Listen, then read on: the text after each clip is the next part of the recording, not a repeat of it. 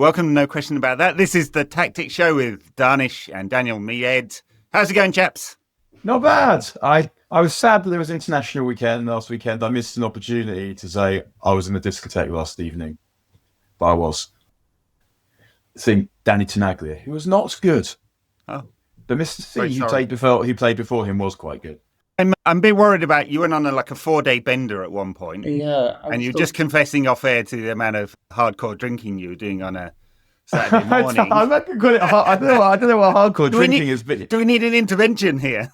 Yeah. I mean, we're in synagogue. It's been kind of the Jewish festival season is always around now, and it's quite like the actual synagogue aspect is quite reflective and lengthy. So then at the end of it, you sort of get a piss up to make everyone feel a bit better about God.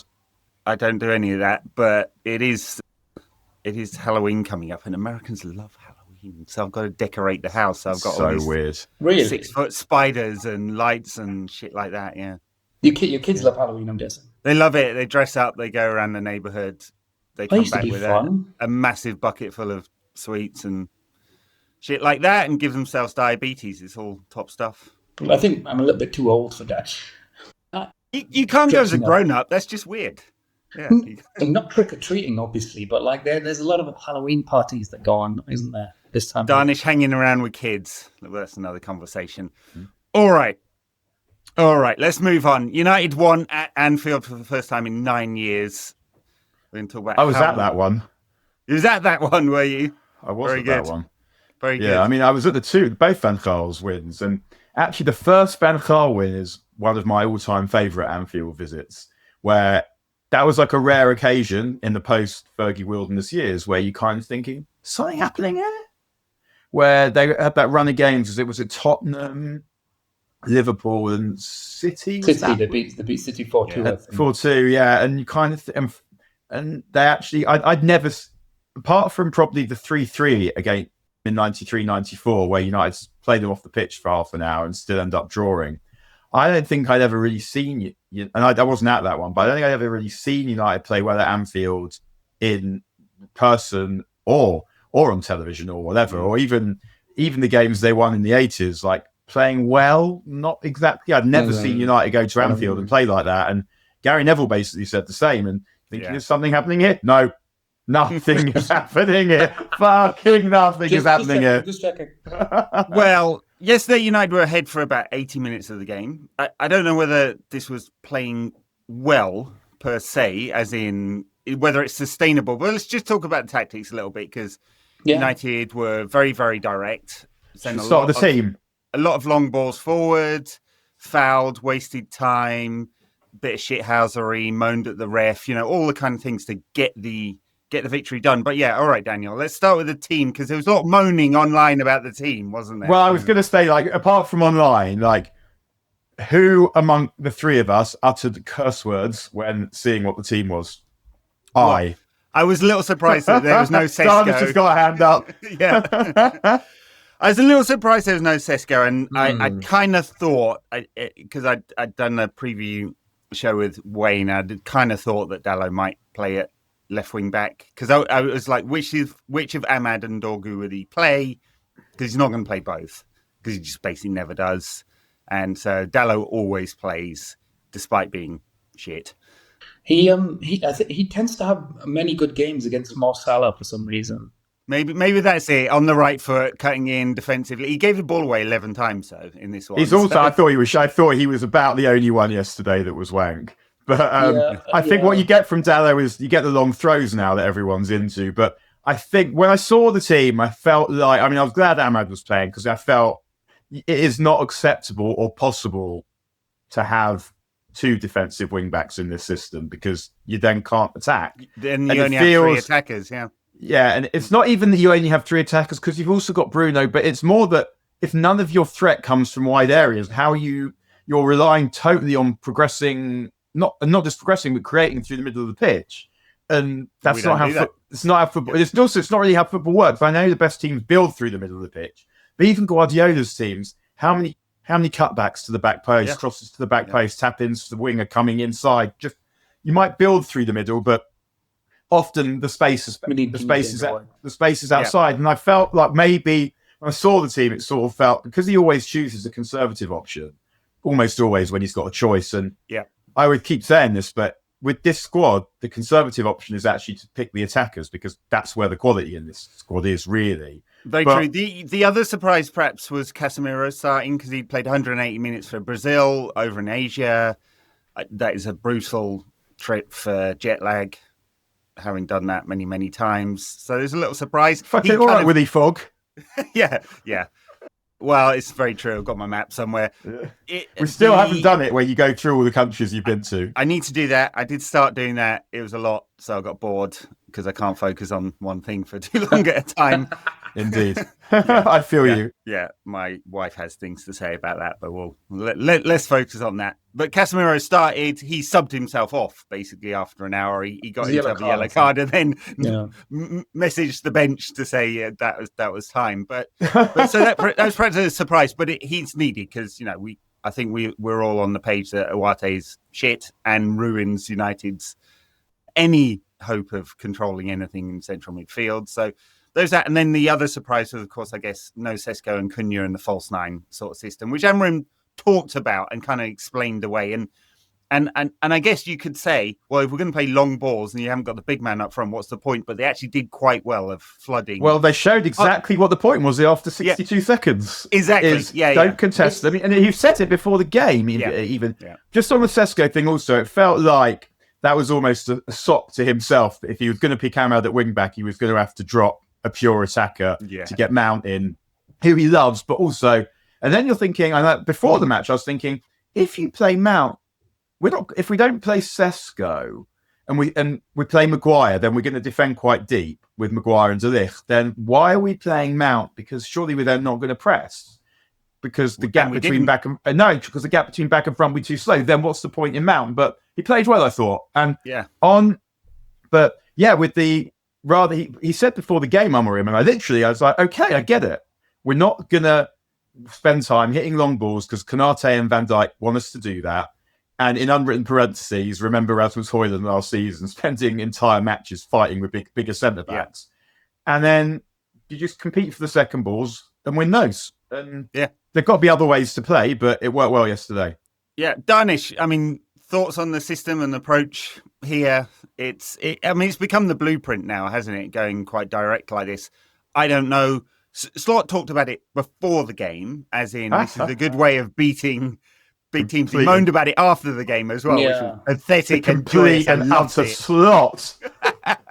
Dharnish, your thought on this approach? It was perfect for this game. Is it perfect for a wider approach than this? I thought it was interesting that he said before the game, maybe after the game, I don't remember. Amorim said that I didn't play Sesko because I thought that, Van Dijk and Konate are really good at winning long balls in the air. He said it before. Because I don't know how many long balls happened, and I was like, stop going long because we're not winning it. We won, but we didn't even really win the first one. The first one we competed, they jumped on the second ball and they got a player in behind and scored. The rest of the long balls, they weren't really a threat.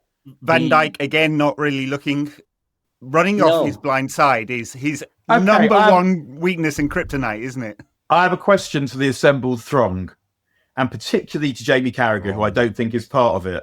But have you ever seen Rio Ferdinand have a half as wank as Van Dijk, Absolutely. The greatest defender ever had yesterday? Yeah. I watched a lot of Rio Ferdinand's games for United, a lot of them in person, and I can't remember any.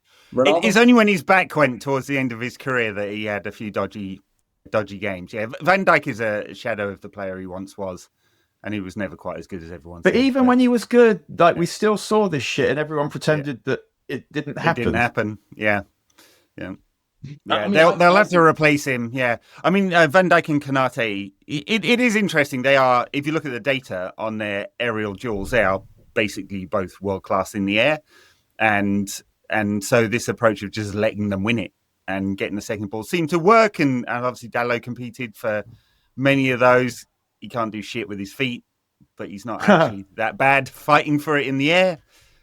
What else was notable about the kind on the Van Dijk point? There's a fight analyst called Jack Slack who mainly does MMA, and one of the things he always says is when there's a matchup and you just think it's really obvious who's going to win here, because what can fighter B do to bother fighter A?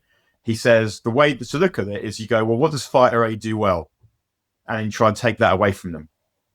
And I thought that's what United did yesterday with the centre-backs. What do those guys do well? They win headers well. Yeah. So don't give them any to win, or at least if you give them, let them win them, and then you're stepping off. And I mean, I used to do this myself when I played football. I wore glasses from the age of 7.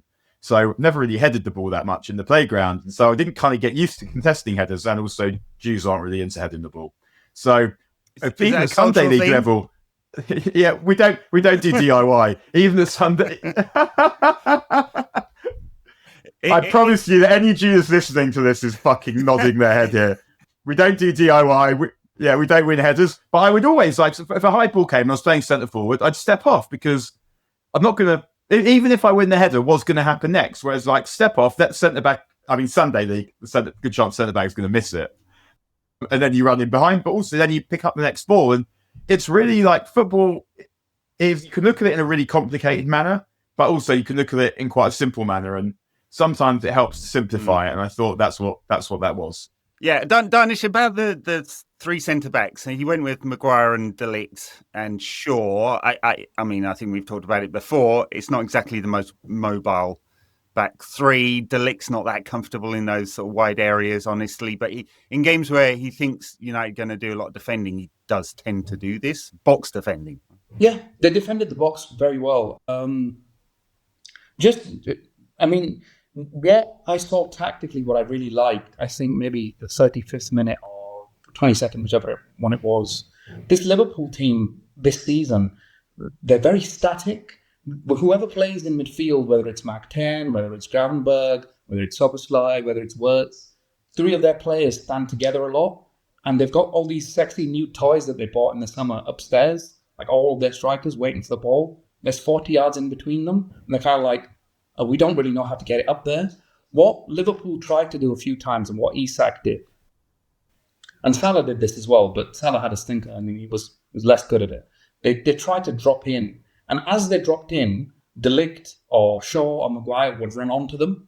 Now, I know Daniel said earlier that they obviously didn't press much. They didn't press them deep in build-up, but they pressed them to a point in midfield, or when the attack dropped, they pressed them aggressively enough to, number one, not get out of the challenge and wriggle past them and find space. And number 2, they did enough aggressively to press them so they couldn't find another teammate. So I thought they did that really well. The United have been doing this for a while. Sometimes it works. Sometimes it doesn't work. I keep thinking of Danny Welbeck where he doesn't work. The forward drops in. He turns them straight away. But yesterday they followed the strikers deep really, really well. Just going back to the long balls, because it's interesting that they keep using it. And they kept using it yesterday, and Šeško wasn't on. He wasn't playing. I would have liked to have seen how the game went if they went as long, if they didn't score from their first shot. But they did, and it worked, and it kept working. It also kept working when they went long in the bylines as well, because then Mbeumo and Cunha could chase it. So I thought they did that very well. I think that's perfectly legitimate as a tactic, that one, especially against Liverpool's high fullbacks. Of course, and what you say about if United went ahead, it sounds almost ludicrous to say it because it was only 62 seconds had gone, but it was 62 really excellent seconds from United. As in, they started confidently, they passed it about, they went forward, they went backwards, and they looked like they were going to impose themselves on the game. And this isn't a tactical point, but something I noticed watching it was like you kind of felt like Cunha and Mbeumo are not tainted.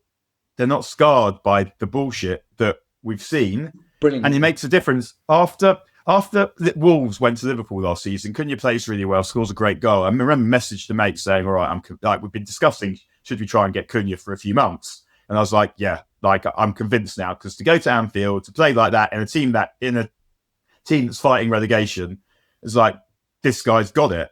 And a tactical point on that is, I can't remember if it was on this pod or the main pod. I said a few weeks ago that I thought that if United could find a way of having Cunha deeper in build-up, that I think would help, because he's someone that can take the ball on the half turn. He's physical enough to hold off challenges. He's got tricks. He's got skills. He's got smarts. He's got power.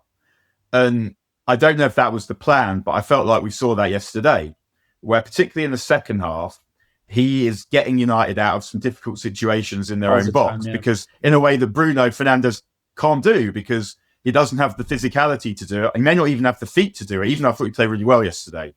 And one way I kind of think that we can not bin the going long, because as Ed said before, it's a good tactic, but one way I think maybe the team can develop moving forward, and it does feel like if you slap two good midfielders in there, then we'll have a fucking football team on our hands. But before that, if maybe in build-up, if it's Cunha who drops and Bruno who's a bit further forward, that will give us a little bit more license to actually play through the thirds, because that's something that I think Cunha can offer to the team that I don't really think that Bruno and Casemiro can. Yeah. I mean, that balancing midfield is interesting, because Bruno broke this down really well in his interview on Friday, where he was talking about passing through the lines. He referenced Pogba and Matic and said, at that point, I was getting a lot of the ball because they were able to do that.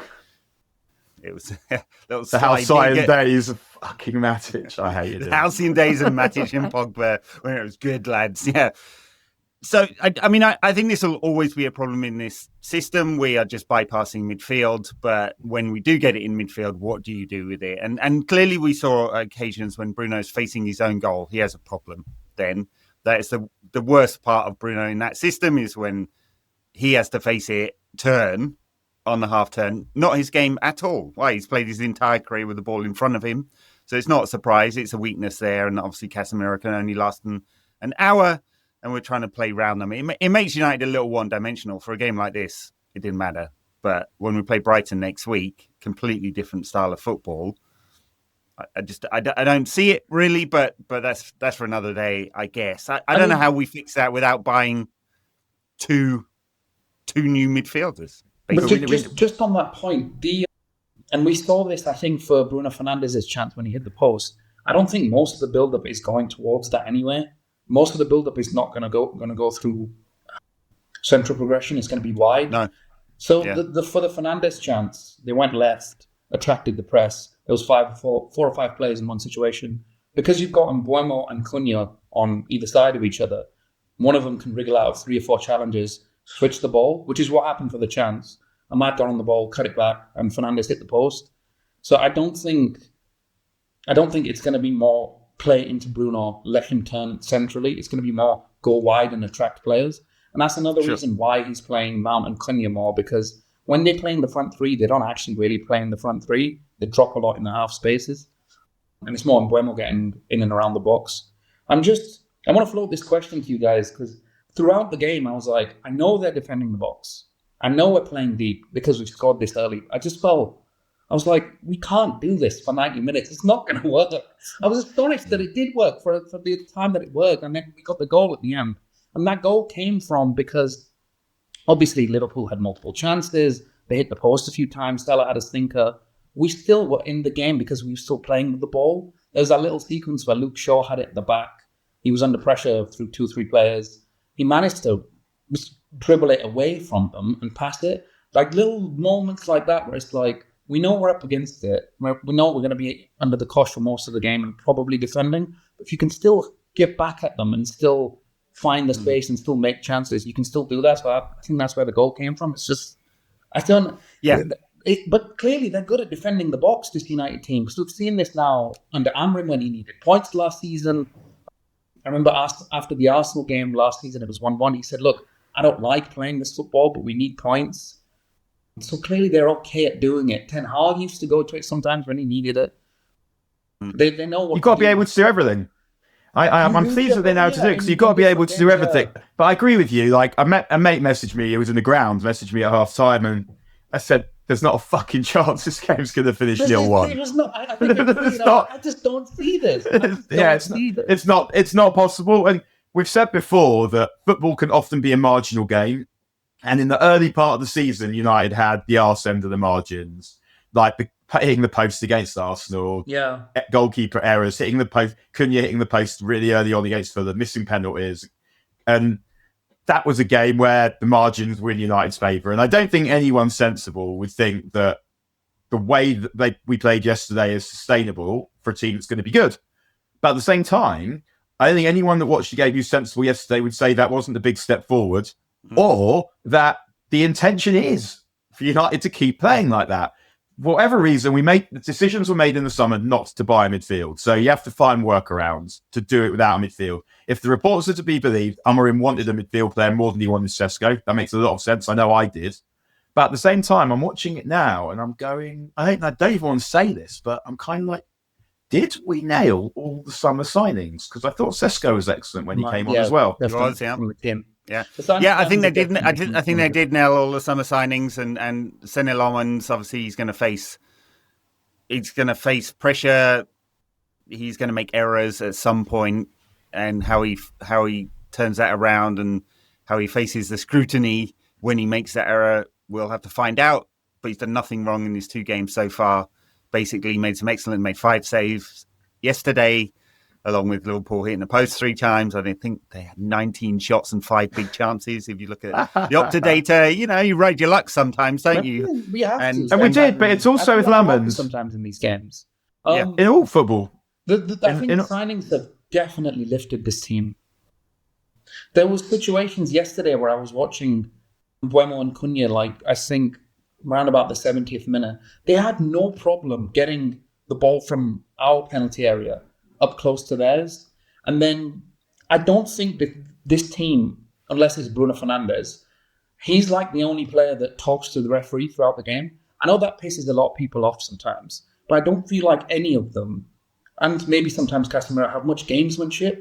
There was 2 situations where we had 10 minutes left yesterday, and Cunha wasted a good 3 or 4 minutes. I think he stayed down for one challenge. There was another one where I think he picked the ball up just to make sure Curtis Jones was okay, but he didn't actually really give a shit whether he was okay. He was just wasting time. So I want to see that nastiness come into it a little bit. Oh, there's a little bit. There's plenty of shithousery yesterday. I mean, Michael Oliver invented 8 minutes of injury time. Where did that come from, by the way? Where did they get 8 minutes from? Yeah, I mean, back in the day, George Graham's Arsenal used to literally rehearse the gamesmanship. That when they stepped up with the offside trap with their hands in the air, they wouldn't say offside. They practiced doing this. They go lino. As in, you putting your flag up is a fait accompli. Yeah. We all know it's offside. And so the lino would automatically, they said, and they go like that. But also back to Lamans, the thing is not just the save making, Ed, that although that's obviously quite a big part of it. And it's so funny that you break football down and you do these, you look at the tactics and yet just not having a clown in goal. It's so important. But the thing is also, it's the composure. You can just see that he's not going to panic like the other 2, even when he's under pressure, that he sort of has a better understanding of his job, and he doesn't seem perturbed by where his career has landed him in a way that Bayern's era was always had a fuck did this happen kind of situation. Yeah. Bayern is, I was going to say, he's a perfect number 2. He's not even that, really. He's good for the training ground. Yeah, I mean, Lomans has had 2 moments in these 2 games. One where he sort of, blood went to the head and he rushed out. In the Sunderland game, got away with it a little bit, and then he misjudged a very high ball and it almost went behind him. But that is it, really, and we'd be nitpicking. I think the composure really does stand out. He's not flustered at all. He spoke to the media after the game, unusual for a player who's just come into the squad to be given any media duties, but he seems to be happy to do that, talks well about it. So I think they do seem to have nailed that signing. And we'll see whether we look stupid once he does make a mistake, whether that's going to come back and bite us. But I don't think so. He just seems like a composed kind of guy. All right, let's move on to Brighton a little bit, because I'm like, I don't see how this works in the same way. Brighton will bait our press. We didn't press today. Presumably at home, there's got to be more intensity, though. It would be a very interesting game if we didn't press Brighton and we just let them have the ball into so who'd you leave out? Into the mid block. Yeah, well, I mean, that is an interesting one, because if I was changing it around, I want to see Yoro, because it helps with build up, right? He brings the ball out. He's got a good range of passing. I don't like Maguire and De Ligt, so I'd be tempted to drop Maguire, and I want to bring Sesko in, so I'm probably tempted to drop Mount, and they both had good games, But Mount, if you're going to press, the 2 best pressers are probably Mount, Sesko, Mount, or 3, Mount, Sesko, and Bumo. They're your guys that are going to press. I mean, I agree with it. Like I I mean, I've written here actually, but my notes before the match, I wrote something. I wrote something about Maguire, where I said the lies managers tell themselves about Harrods. I've written, and it's like it is because what happens is it happens every season. They sort of tell themselves he's good at such and such, and then it turns out not to quite be the case. But I too would leave Harrods out of that one, much as like a knee slide at Anfield, man. Like that is a statue. The way, but it's not just the knee slides. The way he always poses afterwards, he sort of turns himself sideways like this. He's like, that was me. That was me. He's got I mean, he comes up clutch. I think his last 5 or 6 goals are winners, or he. So he had that period. It went on a long time where he'd go up, and the commentators would tell us how good he was in the box, and he'd either do fuck all or miss a sitter. But in recent times, he has got much more effective, I think. But we can't at home to Brighton. You think you've got to play your centre forward because the way the game's going to be, and then we do have a surfeit of number 10s, which is, I guess, a good thing. Well, I guess in this system you want options, but it's an imbalanced squad still. But as you say, I think they did nail their summer signings. They've got almost all of them right since the leadership change. Uate's the one that doesn't look good. Dorgu, well, question mark still. The quality in the final third is pretty dreadful. Honestly, it's the technical stuff with him that makes me worry a little bit, and I'm just like wondering how much progress technically the players make after 21. Not usually a lot. So I have question marks about him, but the rest of it's for sure. And for sure, he's young and there's a lot of time. Yeah. And as the team improves, as it is improving, and the understanding improves, he should, even if he's not good enough, he should get to be better than he is now. Yeah, but it's just very important that those wing backs are strong technically in the final third because so much of the attacking work goes through them. But yeah, Brighton, they had a mixed start to the season. That they just keep losing players and having to churn over their squad all the time.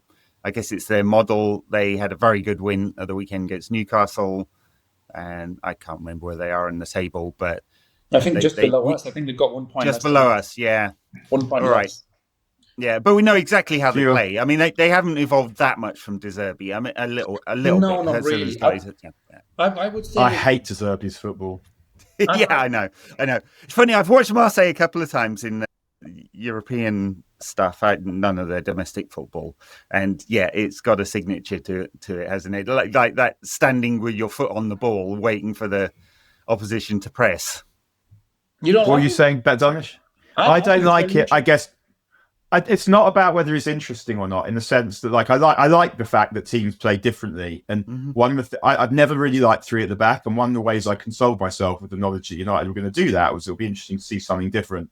The reason I find De Zerbi's shit disagreeable is partly he just feels a bit cowardly. You're just trying to bore out the other team, but eventually you lose your fucking patience, and you're just like, fuck it. Even though I know exactly why you're goading me to do this, and I hate what you're doing so much, I'm doing it anyway because we've got to live life. But also, it's not very good for ADHD types because it's just like, fucking kill. No instant gratification, yeah.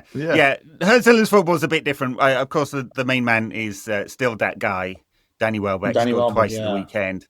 Should never have sold him. Just never. And but we did, and it's a decade ago now, so I guess we have to let it go. But he keeps scoring. It's amazing, Brighton. Their model is they buy players in which you can turn the biggest potential profit, right? So they rarely buy younger defenders. They have occasionally Cucurella. They manage to sell for an extraordinarily large amount of money. But a lot of midfielders and a lot of wide forwards they've been really successful with. They barely ever bought a striker. Just like look at the list of the last 5 years. So few of them. Even Evan Ferguson, who came through the youth ranks there, they binned him off to Roma. João Pedro? I'm not sure how. João Pedro, that's true. That one. Yeah, he was a surprise, though, wasn't he? Not to piss on your chips, but João Pedro? Yeah, that's true. João Pedro. All right. Ignore everything I said. Totally wrong, as usual. Well, they're not strikers. No. Minte will play in wide played them as strikers a lot. Yeah. I would say for this game, please don't press them. Don't Don't do that thing where they're dropping off a little bit. Don't press their defense. And please be wary of. I know that I mentioned earlier following the forward dropping deep, but if it's Yakuba Minte and Welbeck dropping deep, I'd like Euro in there, or someone to be aggressive enough to get an early yellow card, because they'll easily turn them. I think Minte and Welbeck on either side, and there'll be spacing behind them, and they're not quick enough. I don't think anybody's quick enough to deal with them two in the team. So I would like Len Euro in there to deal with Danny Welbeck a little bit better, and possibly maybe De Ligt on the other side, just because I think he's good at winning duels, and he's not the quickest, but I feel like he looks quicker than what he is, if that makes sense. I think he's quite agile. He's quite sharp over the first couple of yards to this, let's say. You don't want him getting isolated out wide in a 20-yard sprint against a winger, because he'll lose. But in just like getting to the ball first, or getting close enough to the ball to get in the way, he's quite sharp off the mark for a big unit, I think. Yep. All right. Very good. Well, this will be a good test of United's progress. We've got Brighton and then Sean Dyche's Nottingham Forest. What the hell is going on at Forest? Sack Nuno because you want good football. There's a really good article in the New Republic that I haven't quite read all of yet because it's really, really long. But look it up. It's called The Vampire Ship. Okay. And it's about the seizure of Europe's largest heroin shipment. And it's just an amazing piece of investigative journalism. I've read that. But you'll find Evangelos Marinakis is one of the heroes of the story. I mean, you've given it away. The entire piece doesn't mention that. Why would they read it now? Because it's not like who did it in a Poirot. It's a really, we know he's one of the dodgiest men alive. But I didn't know that until someone sent me the piece, and then it came right at the end. But I mean, I guess you could read it now, even though it's given away. It's not the end thing. Most people that read the New Republic don't give a fuck about Nottingham Forest. I know Marinakis and his heroin shipments is a story. I'm going sorry. Yeah. All right, we'll leave it there. Dharnish, Daniel, thank you very much, chaps. Smash the like button, the subscribe button, everyone, please. Smash, annihilate, destroy, dematerialize. Check us out, patreon.com/NQAT pod for our extra shows. We'll see you next time. Bye now. Correct.